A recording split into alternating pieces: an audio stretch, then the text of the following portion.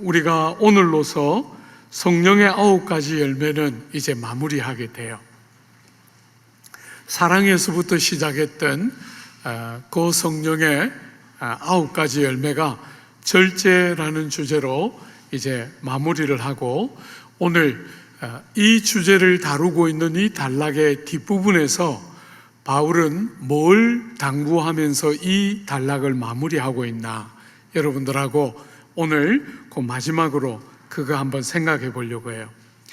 하나님께서 우리를 구원하실 때 하나님이 우리에게 기대하는 것은 성령의 열매가 많이 맺혀서 예수님 닮은 사람 되는 것, 그게 주님이 우리를 바라보시면서 기대하는 거잖아요.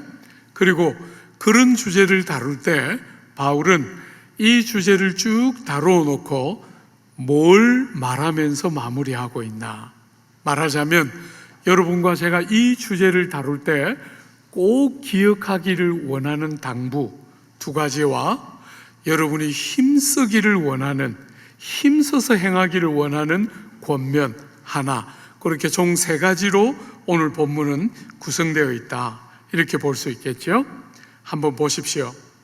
여러분이 22절과 23절에 성령의 9가지 열매를 쭉 말하고 나서 23절 하반절에 보면 이 같은 것을 금지할 법이 없느니라. 여러분, 9가지 성령의 열매를 쭉 말하고 나서 이런 9가지의 성령의 열매는 금지할 법이 없다, 이걸 어떻게 해석해야 되는가 하는 것이 학자들 가운데 굉장히 논란이 많고, 저는 한 3가지 정도만 여러분들에게 소개하려고 해요. 본문을 어떻게 해석해야 될까? 제일 먼저 첫 번째는 너무나 명백해서, 이 성령의 9가지 열매는 너무나 명백해서 아무도 거스르거나 반대할 수 없는 일이다, 이렇게 본문을 해석하는, 본문의 우리 한글 성경의 흐름에 약간 비슷하죠, 그죠? 이 성령의 9가지 열매는 여러분과 제가 예수를 믿을 때 성령을 선물로 받고 그 성령이 오신 결과로 우리한테 생명이 있으므로 성령과 생명이 있음에 당연한 결과로서 9가지 열매를 맺게 되므로 아무도 이 일이 일어나지 않도록 반대할 수 있는 자가 없다는 거예요. 그죠? 성령의 9가지 열매는 모든 진실한 성도들에게 반드시 맺히게 되는 열매인 줄 기억하라는 것이죠. 어떤 면에서 우리가 살아가는 이 사회는 차별이 많은 사회이기 때문에 우리 이런 권면을 들을 때 종교적인 엘리트들이나 어떤 특별한 사람들에게 이런 일이 일어나지 나처럼 평범한 사람에게 이런 일이 과연 있을까, 이렇게 반응할 수 있다는 거예요. 근데 이런 주제를 다룰 때 그렇게 보지 말고 하나님께서 모든 진실한 성도들에게 성령을 선물로 주시고 그 성령과 함께 생명을 주셨으므로 생명이 있는 것과 성령이 함께 계심으로 반드시 성령의 열매가 우리 삶에 풍성하게 맺혀지고 예수를 닮아가는 것이 우리의 삶에 있을 것이다 하는 것을 잊지 않고 기억하면서 이 주제를 다루어내라는 거예요. 사랑하는 여러분, 여러분 한 사람 한 사람에게 차별 없이 거듭난 생명을 따라 성령의 도우심으로 이와 같은 열매가 있다는 것을 기억하고 이 주제를 다루어내라는 것이죠. 그죠? 첫 번째 해석이라면, 두 번째로 이 9가지 성령의 열매는 반대하는, 거스르는 율법이 없다, 이렇게도 해석한다는 거예요. 앞에 지금 이 갈라디아서의 중요한 어려움 중에 하나는 거짓 선생들이 일어나서 율법을 주장하면서 율법을 반드시 지켜야 구원에 이르고 성도가 되는 것처럼 주장하는 무리가 있는데, 이 성령의 9가지 열매를 맺혀내면서 예수님을 닮아가는 삶이야말로 성령을 성취하는 삶임을 강조하는 것이죠. 성령 하나님을, 율법을 거스르고 대적하는 것이 아니고 성령의 열매를 맺고 주님을 닮아가는 것이야말로 성령의 교훈과 일치하고 성령의 율법을 이루어내는 것과 일치하는 것이기 때문에 율법이 거스르거나 반대할 이유가 없다는 것이에요. 그게 전체 문맥상으로 해석할 수 있는 두 번째 해석이라고 말하면, 세 번째는 여러분 이렇게 해석할 수도 있다는 거예요. 이런 것들과 관련해서는 9가지 성령의 열매와 관련해서는 법이 없다, 이렇게도 해석할 수 있다는 거예요. 말하자면 이와 같은 성령의 열매는 법을 가지고 강요하고 강제한다고 되는 것이 아니고, 이 성령의 열매는 됨됨이가 만드는 열매라는 거예요. 됨됨이. 여러분의 내면에서 성령이 오심으로 비롯된 변화의 결과로서 만들어지는 열매이지, 법을 가지고 강제하고 강요해야 가능한 것이 아니라는 거예요. 그런 법은 없다는 것이죠. 그죠? 이런 성령의 열매를 맺혀내게 하는 법은 없다는 거예요. 예. 여러분 안에 시작된 변화가 만들어내는 됨됨이가 이런 열매를 맺어낸다. 이렇게 세 가지 방식으로 우리는 요약해 볼 수 있을 것 같아요. 어쨌거나 사랑하는 여러분, 이 성령의 열매라는 주제를 다룰 때 여러분들 안에 성령이 오셔서 만들어 놓은 여러분의 됨됨이의 변화가 만들어내는 열매이므로 이것이 어떤 특수한 부류의 사람들에게만 해당되는 것처럼 여기지 말고, 여러분의 삶에 실패가 있고 때때로 기대하는 것처럼 잘 안 사라지는 순간에도 낙심하지 말고 틀림없이 성령이 오셨고 생명을 주심으로 내 삶에 열매가 맺혀지면서 예수님을 닮아가는 삶이 가능한 줄 딱 신뢰하면서 이런 주제들을 다루어내라는 거예요. 소수의 몇 사람들에게 국한된 경험이 아니고 모든 진실한 성도들이 자기들을 위한 하나님의 선물인 줄 믿으면 틀림없다는 것이죠. 그죠? 두 번째로 여러분 24절 한번 보세요. 24절에 보면 그리스도 예수의 사람들은 육체와 함께 그 정욕과 탐심을 십자가에 못 박았느니라. 이 두 번째 대목도 꽤 논란이 많은 대목이에요.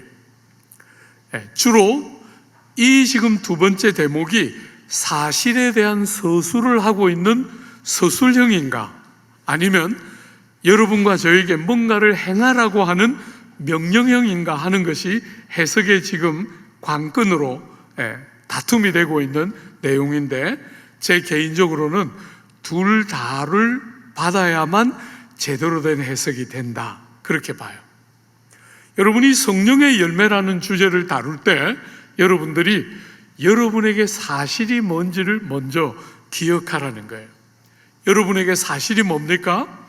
여러분이 예수 믿어서 거듭나게 되었을 때, 성도가 되었을 때 그때 어떤 일이 있었냐면 여러분의 육체와 정욕과 탐심이 예수와 함께 십자가에 못 박힌 바 되었다는 사실을 기억하라는 거예요.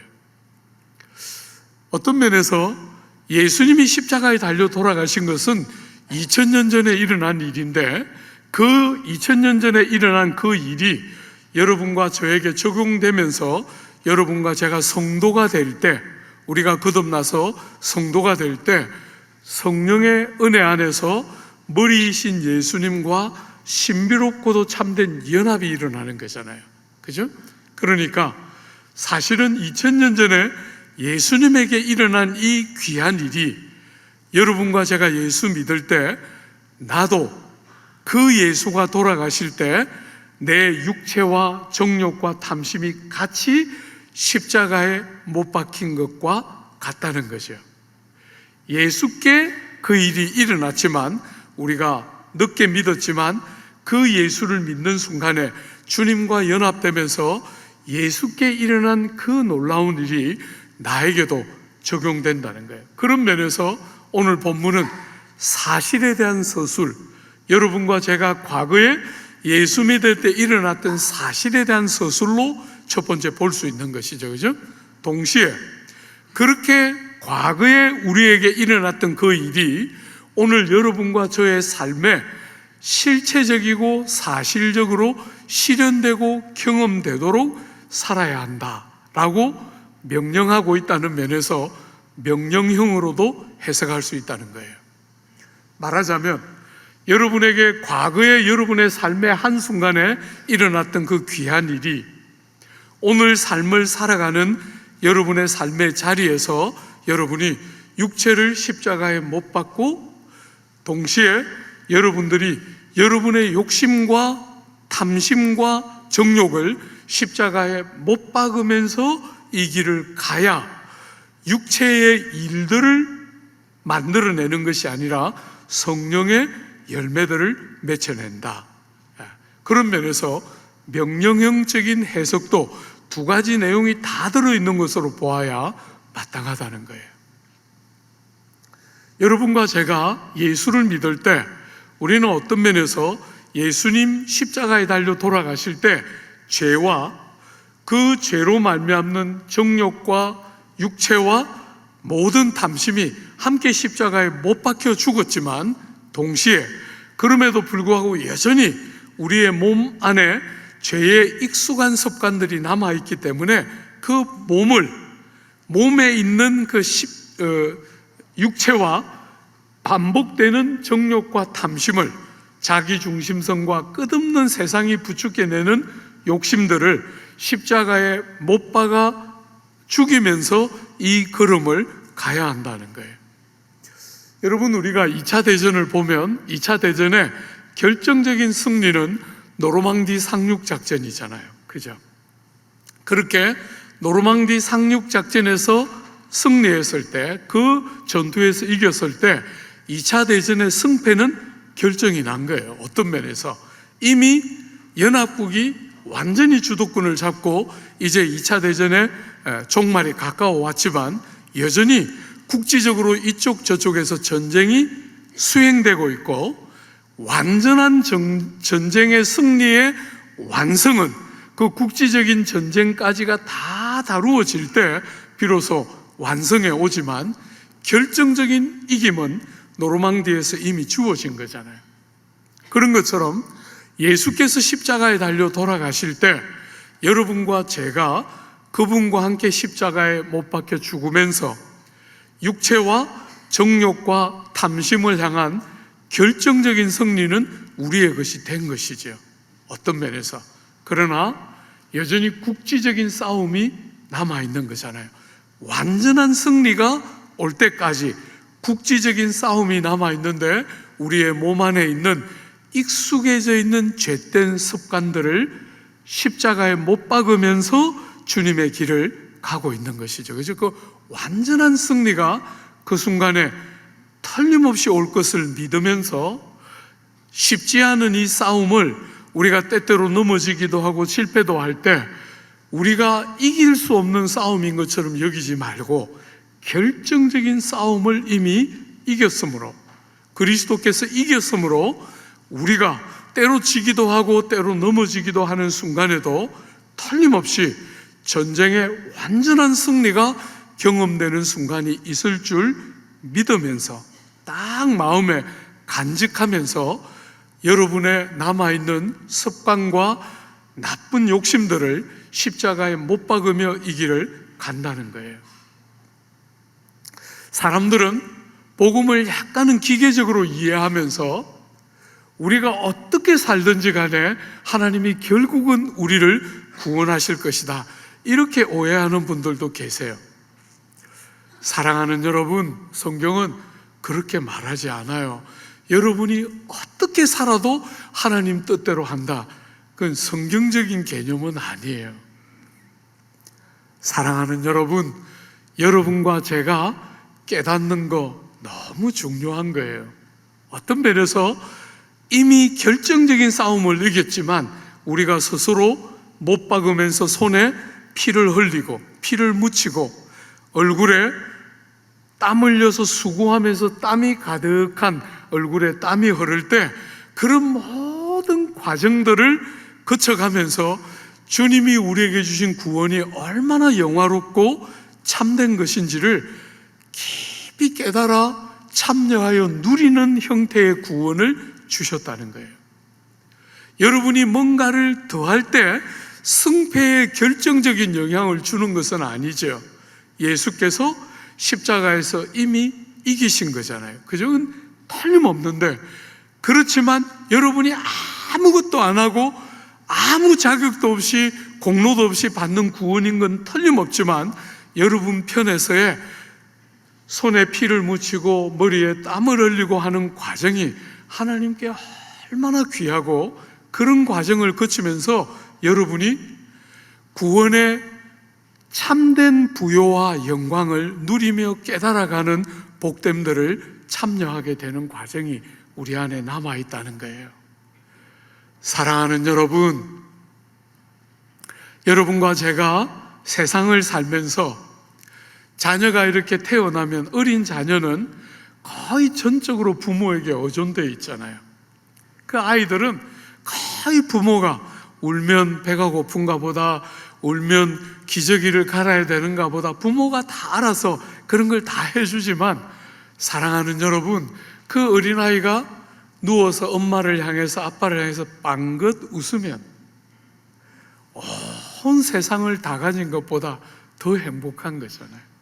그 아이들이 말을 배워서 아빠, 엄마하고 부르면 말할 수가 없어요. 그죠? 제가 이제 이렇게 예배를 마치고 나면, 특별히 3부 같은 때는 유치부, 영아부 아이들이 이렇게 예배를 마치고 아빠랑 손잡고 오잖아요. 늘 어린아이 같았는데 아이들이 조금씩 크니까, 지난 3부 때도 우리 윤모 형제라고 늦게 장가를 가서 딸이 하나 늦게 태어났는데, 아주 그 어린아이, 늘 그렇게 어리더니 어느 순간부터 약간 커서 저를 보고 아는 체를 해요. 아는 체를 하면서 오늘은 제가 이렇게 일부러 그 녀석이 있는 데 가서 이렇게 안아줬더니 제 등을 이렇게 손으로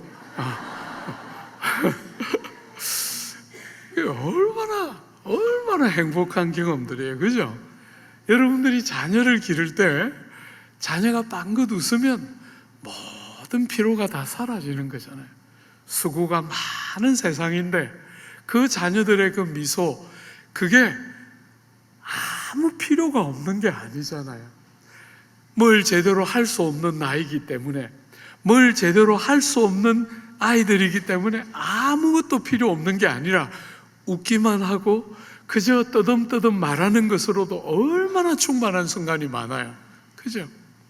여러분과 제가 승부에 영향을 결정적으로 미치는 것은 아닐지라도 우리가 우리의 죄된 소욕들 앞에 지지 않고 평생 종살이 했던 우리의 죄된 과거의 모습과 습관을 반복하지 않고 성령 안에서 새로운 생명이 주어져서 새로운 사람에 걸맞는 행실이 뭔지를 알기 때문에 우리의 정욕과 탐심을 십자가에 못 박을 때 하나님이 느끼는 그 기쁨과 위로가 있다는 거예요. 여러분과 제가 어떻게 살든지 그분이 고집스럽게 자기가 원하는 걸 관철시키는 그런 개념의 하나님이 아니라 인격적인 사귐과 관계 안에서 여러분들에게 시작된 그 새 생명의 다름이 옛 종살이를 반복하게 하지 않을 때 하나님 편에 말할 수 없는 기쁨과 감사가 있다는 거예요. 어린 자녀들이 그 어린 상태에서도 우리를 얼마나 살려내고 위로하는 것처럼 여러분과 제가 이제 갓 태어나서 옛 습관들이 그득그득 남아있는데도 다시는 그 길을 가고 싶어 하지 않는 결심과 다짐과 수고와 애씀이 하나님 앞에 다 그렇게 가치와 의미를 갖게 된다는 거예요. 사랑하는 여러분, 절대로 한 걸음에 제대로 다 가지는 것이 아닌 것은 틀림없지만 여러분이 한 번 실패하고 또 넘어지고 할 때 낙심하지 말고, 결정적인 싸움이 이겨졌기 때문에 우리 앞에 남아있는 싸움이 여전히 있지만 이 싸움을 틀림없이 결정적인 싸움에서 이겼으므로 우리가 때때로 넘어지기도 하고 때때로 실패하기도 해도 틀림없이 성령 하나님의 은혜 안에서 이길 줄 알고 마음에 딱 그것들을 잊지 말고 딱 붙들고서 이 싸움을, 때로 수고가 따르더라도 지치지 말고 손에 피를 묻히고 머리에 땀이 흐를 때 절대로 수고가 헛되지 않을 줄 알고, 그렇게 열매를 맺히면서 예수 닮은 사람으로 바꾸어 내실 줄 딱 신뢰하면서 이런 주제 다루어내라는 거예요. 한 가지만 더 생각해 볼까요? 사랑하는 여러분, 어떤 면에서 이 주제를 다룰 때 성령의 9가지 열매이기 때문에 제일 중요한 것은 성령과의 관계잖아요. 그죠? 성령이 계시면 열매가 생기는 거잖아요. 그죠? 성령과의 관계를 어떻게 해야 될까? 우리가 앞에서 거짓된 선생들이 일어나서 율법이 중요하고 율법이 중요하기 때문에 할례를 받아야 된다 이렇게 주장했을 때 바울이 말하기를 할례나 무할례가 중요한 것이 아니라 사랑으로 역사하는 믿음이 핵심이다. 우리의 신앙의 핵심은 사랑으로 역사하는 믿음이 핵심이다. 그리고 그 사랑으로 역사하는 믿음은 사랑 때문에 종노릇 하는 것을 기쁘게 우리를 그렇게 도와준다. 우리가 이런 주제를 다루었을 때 내가 어떻게 그렇게 할 수 있을까 하고 반문했을 때 바울이 뭐라 그랬죠? 성령의 인도하시는 바가 되고 성령을 따라 행할 때 그와 같은 일이 가능하게 된다 하는 주제를 우리가 5장 앞부분에서 다루었는데, 오늘 이 5장 뒷부분 성령의 9가지 열매를 다 마치고 다시 그 주제를 바울은 들고 나오고 있어요. 한번 보십시오. 25절입니다. 여러분 같이 한 번만 읽어볼까요? 25절. 만일 우리가 성령으로 살면 또한 성령으로 행할지니. 여러분 여기 성령으로 살면 이렇게 되어 있지만 정확하게는 성령으로 살기 때문에 이렇게 번역해도 되죠. 그죠? 여러분과 저는 성령으로 살게 돼요. 말하자면 어머니 아버지의 생명을 우리가 받아 이 땅에 태어났는데 그것은 죄의 익숙한 습관을 따라 죄 중에 태어나는 거잖아요. 그죠? 그런 우리의 삶에 예수님이 니고데모에게 말씀하신 것과 똑같이 물과 성령으로 다시 태어나는 새로운 생명이 주어지는 거잖아요. 어머니와 아버지에게로부터 받은 그 생명에다가 새로운 생명이 더해지는 거죠. 그죠? 성령이 우리에게 주시는 생명이 더해지면서 여러분과 제가 우리의 이 똑같은 모습 안에 우리는 여전히 똑같은 사람 같은데 우리 안에 성령이 주시는 생명이 들어온 거잖아요. 그래서 옛 과거에 죄된 습관이 여전히 일정한 정도로 남아있지만 동시에 새로운 생명이 우리 속에 들어와서 새로움의 요소도 시작되고 있는 거잖아요. 그죠? 그러므로 성령이 우리에게 생명을 주셨기 때문에 그렇게 출발 자체가 성령이 주시는 생명으로 새로운 생명을 얻었기 때문에 성령으로 행하는 것이 마땅하다는 거예요. 여러분 그것을 갈라디아서 3장에서는 바울이 뭐라고 표현했냐면 너희가 성령으로 시작했다가 육체로 마치겠느냐 이렇게 반문했어요. 그러니까 이들이 예수 믿게 될 때 성도 되는 그 일을 성령으로 시작되었다.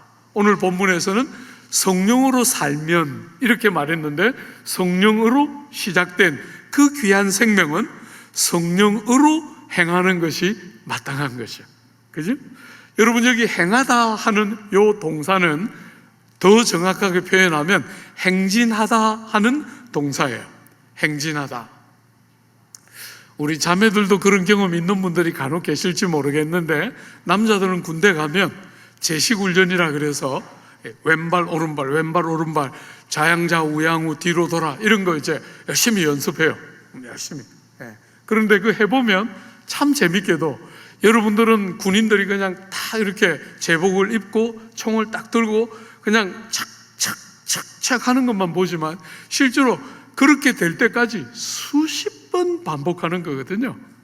재밌게도 우양우 했는데 꼭 그 부대에 한두 사람이 한 걸음 더 가요.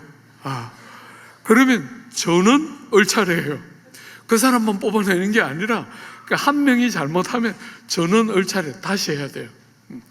수십 번을 맞추어 가지고 우양우 하면 같이 착 돌아서 착착착 이렇게 가는 거예요. 말하자면 오늘 여기 행하다 하는 동사는 행진하는 군인들이 전쟁터에서 적들을 향해서 행진하는 왼발 오른발 하면서 적진을 향해서 가는데 요즘은 총을 쏘고 포를 쏘지만 이 시대 전쟁은 그런 전쟁이 아니잖아요. 그죠? 보병들 같은 경우는 손에 창을 들고 왼손에 방패를 들고 옆에 있는 사람들하고 앞에 있는 뒤에 있는 사람들하고 보폭을 맞추어 가면서 같이 행진을 해야 적이 화살을 쏘아댈 때 그 방패를 가지고 나뿐 아니라 옆에 있는 동료들을 같이 막아내는 거잖아요. 지금 그 표현을 쓰고 있는 거예요. 성령으로 행하라, 성령으로 행진하라 이렇게 말하고 있는 거예요. 보폭을 맞추면서 오른쪽도 보고 왼쪽도 보면서 앞과 뒤를 잘 거리 간격을 조절하면서 그렇게 적진을 향해서 착착착착 가는 그런 표현을 지금 써서 여러분과 저에게 우리가 힘써야 할 게 뭐냐면 성령으로 행진하는 것을 배우는 것이에요. 여러분, 우리는 지금까지 그냥 내가 주인인 것처럼 내가 원하는 대로 걸었어요. 나는 이렇게 걸을 거야. 이게 굉장히 뭔가 멋있어 보여. 이래서 이렇게 걷는 사람 요즘 한 번씩 봐요.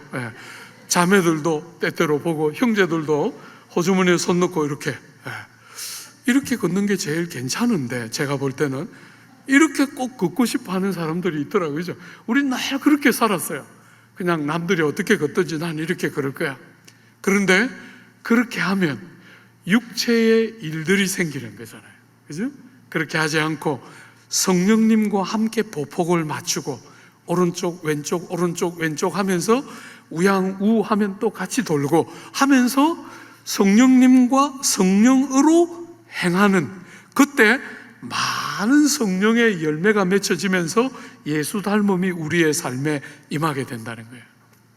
여러분이 힘써야 하는 것이 여러분들이 열심히 노력하고 힘을 다해서 익혀내야 하는 것이 여러분들의 생명 자체가 그분으로부터 출발했기 때문에 그분으로부터 시작하고 그분으로부터 살았기 때문에 그분으로 더불어 행하는 것을 익히고 습득하는 것이 성도들이 성령의 열매를 맺는 일에 너무 중요하다는 거예요.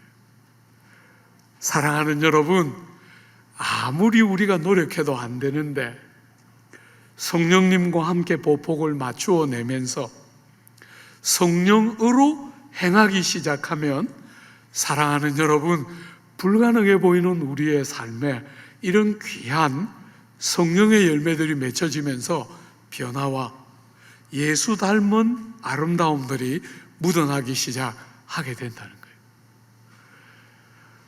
여러분들이 때때로 노력하고 애쓰는데도 안 되는 순간이 있잖아요. 그죠? 그럴 때 사랑하는 여러분, 여러분 개인의 문제만이 아니고 여러분이 거듭날 때 선물로 성령을 우리에게 선물로 주시고 그분과 보폭을 맞추어 내면서 그분으로 더불어 행하는 것이 뭔지를 익혀내기 시작할 때 우리의 삶에 제대로 된 성령의 열매와 예수 닮음이 일어난다는 거예요.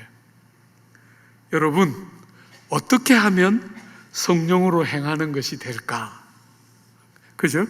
어떤 면에서 정말 여러분이 눈에 뭔가 보이고 손에 뭔가가 맞춰지면 그건 훨씬 쉽겠는데, 사실은 우리가 부모와 함께 손을 잡고 우리가 사랑하는 사람과 함께 손을 잡는 것처럼 성령님이 그렇게 잘 안 느껴지잖아요. 그죠?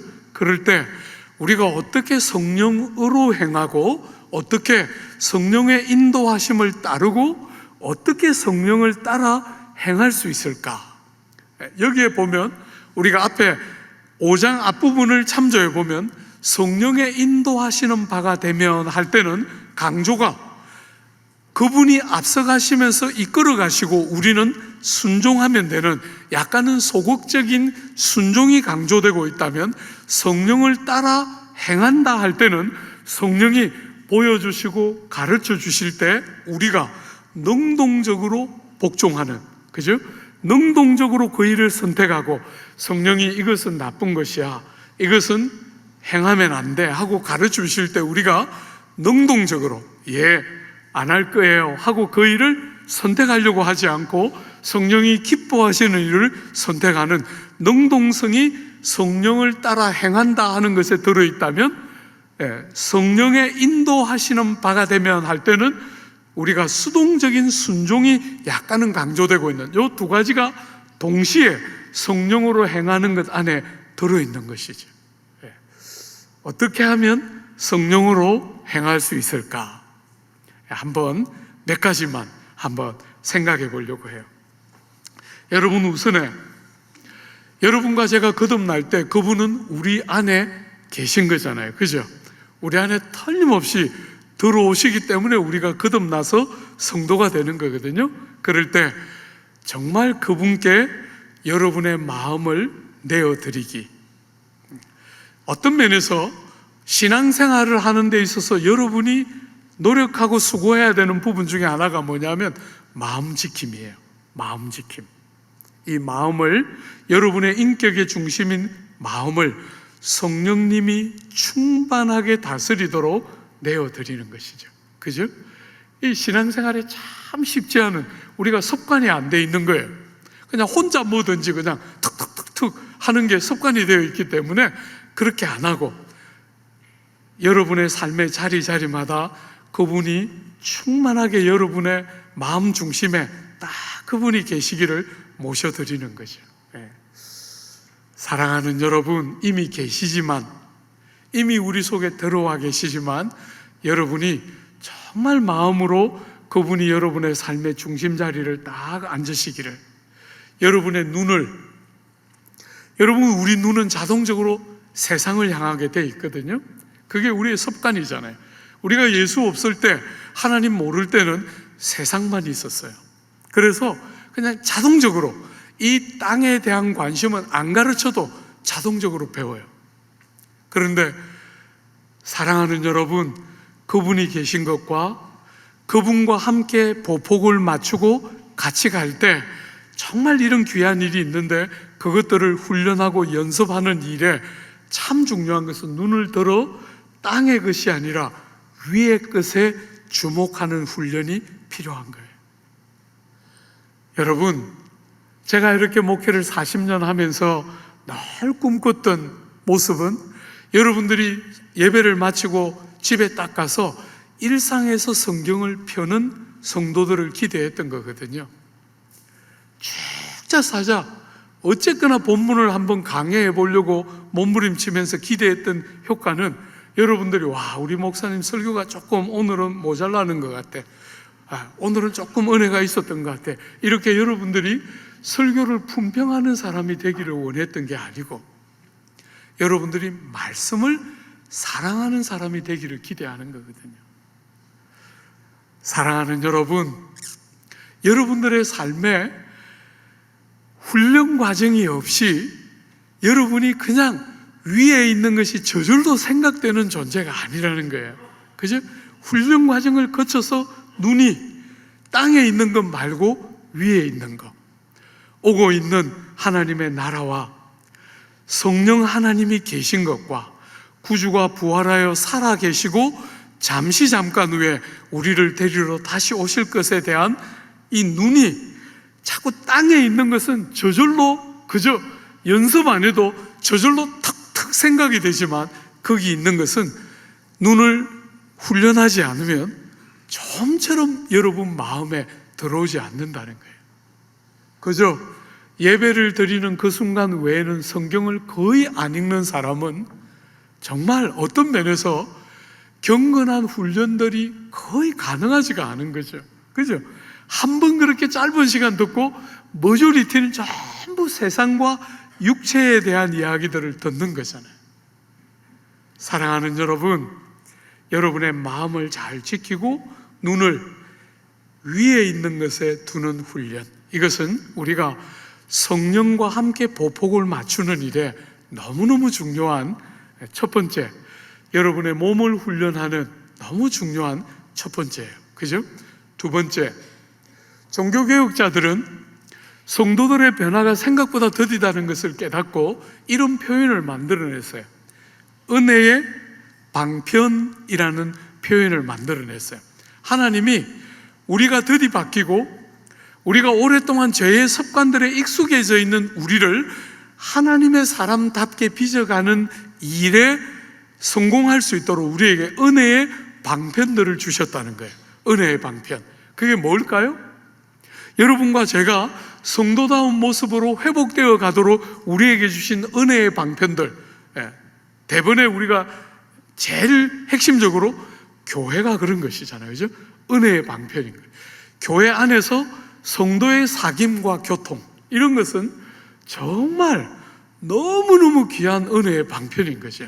여러분이 혼자 신앙생활을 하면 잘하고 바뀌는 것은 너무 한계가 많은데, 귀한 지체들과 함께 갈 때 서로 격려하고 서로를 보듬어 내면서 이 길을 신실하게 함께 가도록 성도의 사귐과 교통, 사랑하는 여러분, 그런 것뿐 아니라 우리에게 하나님이 예배와 기도와 말씀 같은 것을 주시는 거잖아요. 이런 은혜의 방편들을 통해서 우리가 성령의 임재를 회복해내고, 그분이 왔다 갔다 하시는 분은 절대로 아니지만 그분의 충만한 다스림이 그런 은혜의 방편들을 적절히 잘 쓸 때 우리 안에 충만하게 경험되면서 우리의 삶에 성령의 열매가 많이 촉진되는 일이 일어나는 거죠. 여러분, 그 중에서도 성경을 여는 거 한번 생각해 봐요. 그분이 저자이신 거잖아요. 그죠? 저자이신 그분이 여러분과 제가 성경을 열 때 그 기록된 말씀을 가지고 우리를 찾아오시는 거죠.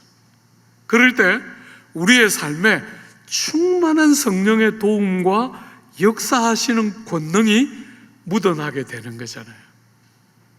사랑하는 여러분, 성령 하나님이 당신이 기록하신 성경 말씀을 가지고 우리를 정과 탐심과 욕심을 십자가에 못 박고 거룩하고 성결한 당신의 성령이 정말 우리 안에서 빚어내고 다듬어내고 싶어 하시는 그런 열매를 풍성히 성경 말씀이라는 도구들을 사용하면서 우리가 그런 사람이 되기를 원하는 건 어떤 면에서 너무나 당연해 보이는 거죠.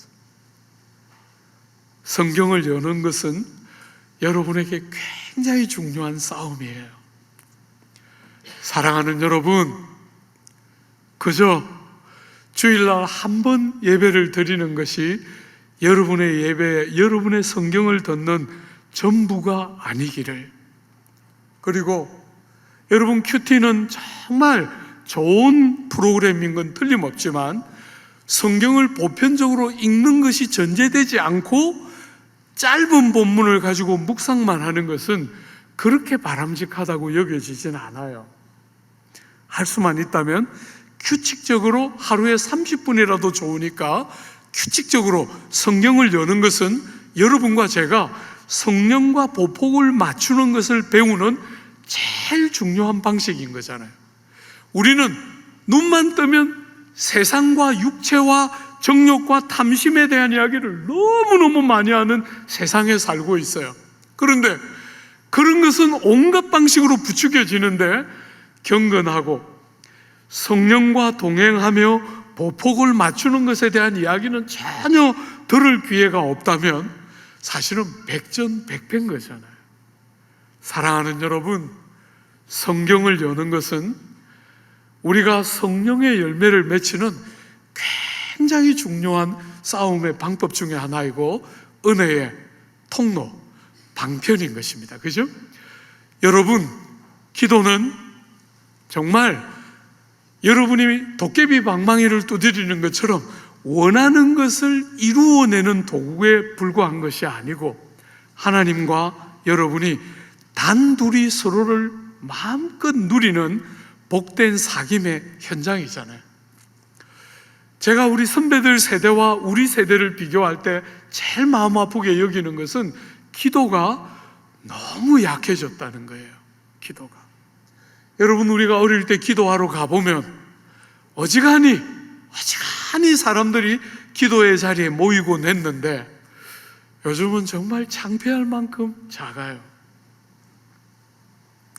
사랑하는 여러분, 하나님 앞에 머물러서 하나님의 음성을 귀 기울여 듣고 우리의 소원과 여러 삶의 자리에서 만나는 문제들을 가지고 하나님과 교통하고 사귈 때 우리가 보폭을 어떻게 맞출 수 있는지를 느끼는 거잖아요. 그죠?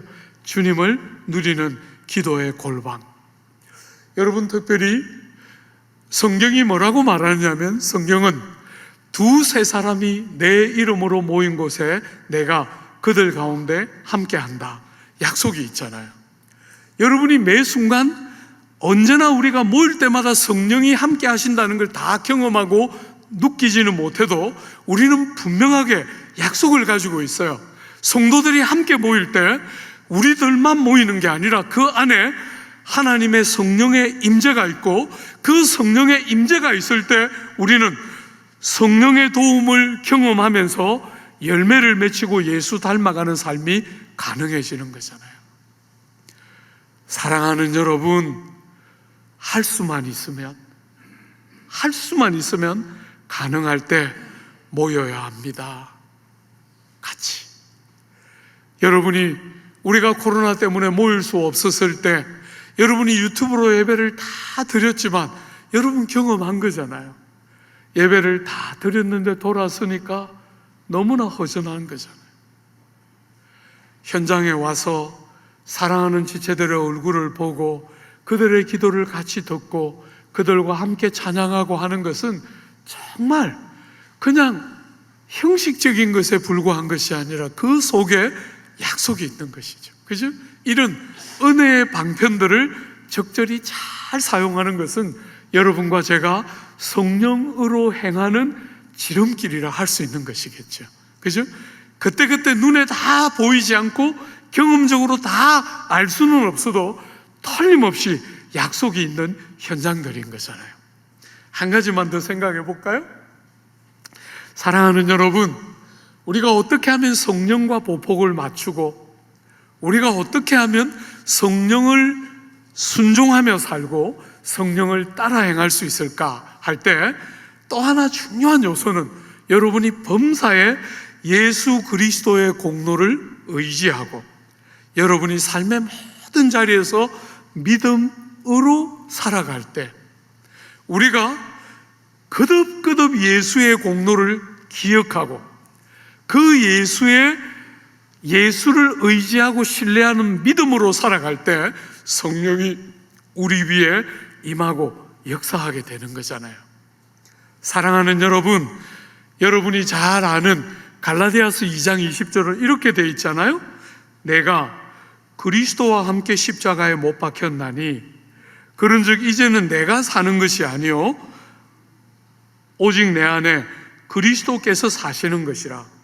이제 내가 육체 가운데 사는 것은 나를 사랑하사 나를 위하여 자기 자신을 버리신 하나님의 아들을 믿는 믿음 안에서 사는 것이라. 여러분과 저의 삶의 방식을 뭐라고 말했냐면 우리가 예수와 함께 십자가에 못 박혔고 이제 우리가 육체 안에 계속 살아가는 삶의 방식은 믿음으로 사는 거예요. 아들 하나님을 믿는 믿음으로 산다는 거예요. 그분의 공로와 그분의 모든 행하심과 그분의 모든 나를 위한 모든 것들이 순간순간 인정되고 의지되고 신뢰되고 붙들어질 때 정말 그런 방식으로 우리는 세상을 살게 되어 있고, 그럴 때 갈라디아서 3장은 뭐라고 말하냐면 너희에게 성령을 주시고 너희 가운데 능력을 행하시는 이의 일이 율법의 행위에서냐 혹은 듣고 믿음에서냐. 여러분과 저는 이 질문에 말할 필요 없이 듣고 믿음으로 성령을 받았고, 그죠?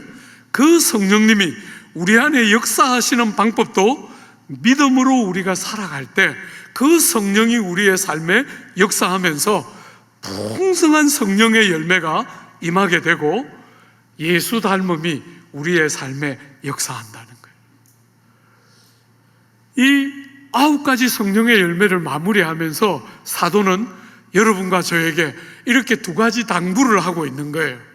이 주제를 다룰 때 나와 거리가 멀다고 여기지 말고 예수님 때문에 이 일이 나에게 꼭 일어날 줄 믿으면서 이 주제를 다뤄야 하고, 그 일이 여러 번 실패했을지라도 낙심치 말고 성령이 계시기 때문에, 하나님이 성령을 우리를 위하여 선물로 주셨기 때문에 그 성령으로 행할 때, 성령이 이끌어 가실 때 순종하고, 성령이 이런저런 교훈들을 할 때 적극적으로 순종함으로 따라 행할 때, 성령을 따라 행할 때 이런 일들이 우리에게 틀림없이 가능한 줄 딱 믿는 믿음으로 이런 주제를 다루고 바라보라는 거예요.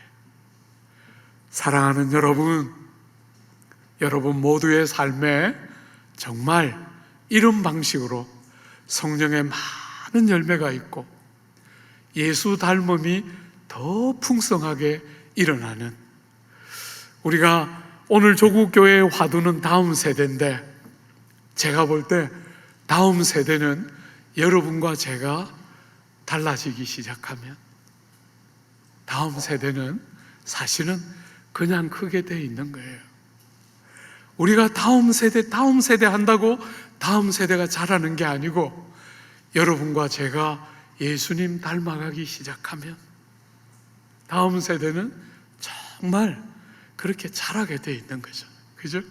이런 귀한 은혜가 여러분에게, 여러분의 삶에, 우리 공동체에 풍성하게 임하게 되기를 기대하고 축복합니다.